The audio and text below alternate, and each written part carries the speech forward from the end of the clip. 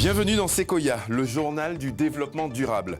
La consommation d'énergie est l'un des grands défis de ce 21e siècle. La production d'électricité à partir d'énergies fossiles est fortement polluante.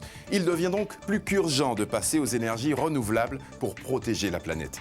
Parmi celles-ci, la biomasse, autrement dit les ressources organiques pouvant permettre de produire de l'énergie. En Martinique, dans la commune de Trinité, la société Albioma développe un projet de centrale de cogénération qui sera alimenté par différents types de biomasse, dont la bagasse produite par l'usine du Galion. On regarde. D'ici le deuxième semestre de l'année 2017, la Martinique devrait pouvoir bénéficier de cette nouvelle centrale cogénération mitoyenne de la sucrerie du Galion dans la commune de Trinité, dans le nord atlantique de l'île. Une centrale sur le modèle de la centrale bagasse charbon installée au Moule en Guadeloupe, mais qui sera, elle, 100% biomasse. La centrale du Moule fonctionne avec deux combustibles, la bagasse, qui provient de la sucrerie de Gardel, et du charbon, qui provient essentiellement d'Amérique du Sud, hors période sucrière. La centrale du Galion, elle, fonctionnera toute l'année 100% biomasse.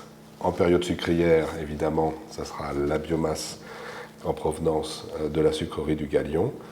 Et il y aura aussi de la biomasse locale, des nouvelles filières qui sont à développer et qui sont en cours d'étude aujourd'hui, pour arriver jusqu'à 40% de biomasse locale à l'aube de 2020.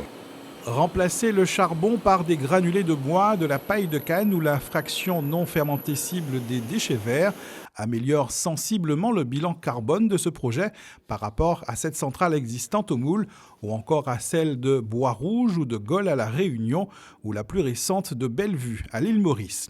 Ces 4 centrales cogénération à combustion hybride bagasse charbon sont désormais supplantées par le nouveau modèle bagasse biomasse qui devrait progressivement les remplacer.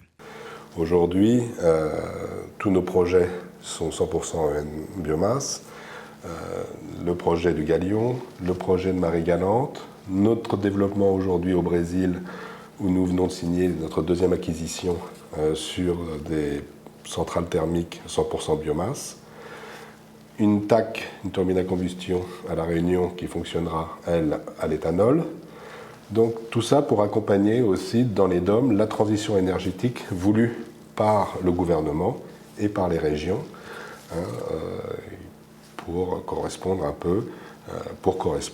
au plan pluriannuel de l'énergie des régions qui préconise 50% d'ENR à l'aube 2020.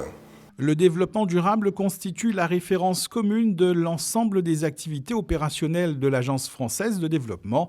En tant que banque de développement, elle est en capacité d'accompagner les porteurs de projets tout au long de leur processus et de mettre à leur disposition des ressources internes. C'est à ce titre-là qu'on a notre valeur ajoutée de banque de développement.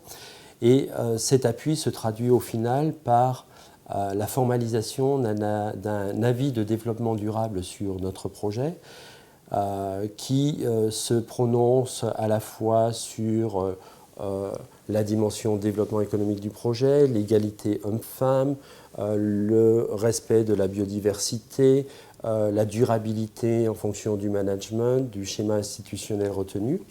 Et en fonction de cet avis de développement durable, on détermine l'éligibilité ou non de notre financement aux outils de financement dédiés de l'AFD à la demande qui nous a été faite initialement.